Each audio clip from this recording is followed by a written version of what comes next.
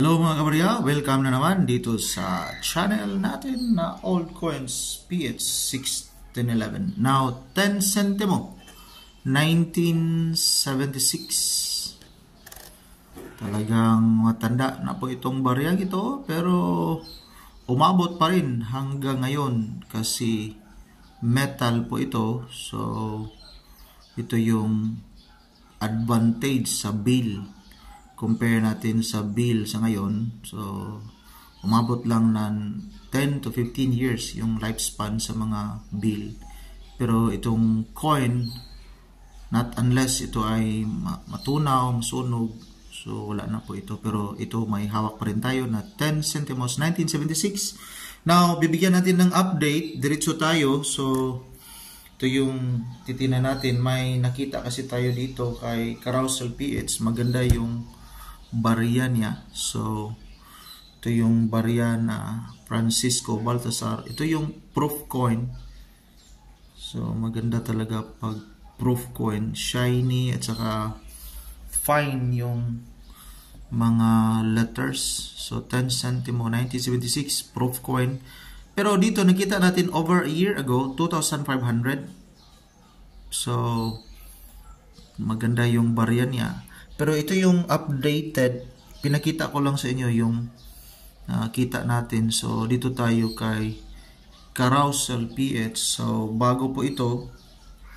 So ito yung mga barya niya na 10 centimo 1976 to 1982 nga lang yung hawak niyang barya. So 1 month. Kanina over a year. So dito naman is 1 month ago by Erickson Neri 37307 250. Pero composed of 5 coins yung binibinta niya. So uncirculated 10 centimos 1976 to 1982. So ito yung selling value sa mga barya niya. While try natin tingnan dito naman kay in.numista.com. So yung hawak nating barya is ito yun 1976. So ito yung barya na 1976. So may apat 1, 2, 3, 4.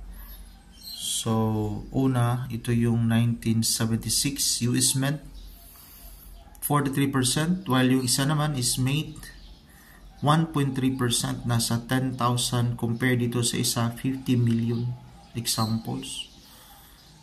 Basta made coin at saka proof coin, ito yung konti lang na quantity,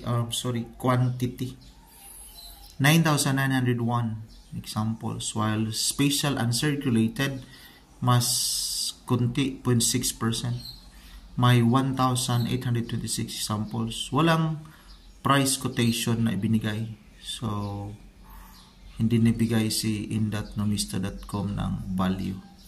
And I believe itong maliit na frequency, ito yung mataas compare dito sa common. Ito yung hawak nating barya, nasa common lang ito.